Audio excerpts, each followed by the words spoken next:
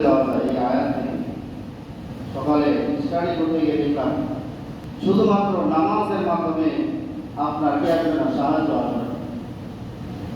কিতাবের মধ্যে বললাম জুন্নুল মিসরি নামে একজন আল্লাহর বান্দা ছিল, নাম শুনেছেন? কিতাবের নাম হলো কালিউবি।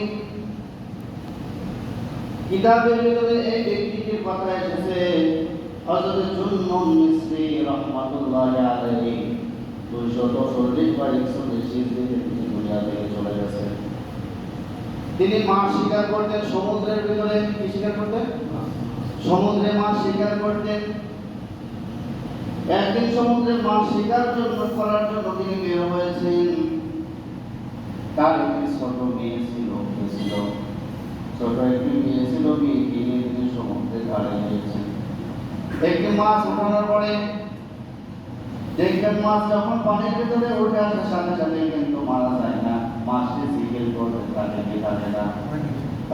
থাকে না, সমস্ত সৃষ্টি জিজ্ঞেস করে যান, ইবাদত করে যান, গোলামি করে যান, সিজদা করে যান।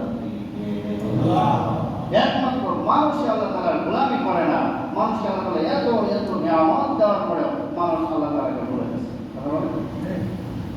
জন্নুল মিসরি ছোট মেয়েটি বলছে, বাবা, ছোট একটি মাছ যখন সমুদ্র থেকে তিনি তুলেছেন, কিতাবের পড়ানো শুধু তাই নয়, বাংলাদেশের মাদ্রাসার যে সিলেবাস রয়েছে এই সিলেবাসের ভিতরে একটি বইয়ের নাম হলো এই কিতাব থেকে ঘটনাটি বলতেছি। আমার প্রিয় ভাইরা, শুধুমাত্র মনে করছে নামাজ পড়লে মনে হয় জান্নাতে চলে যাব।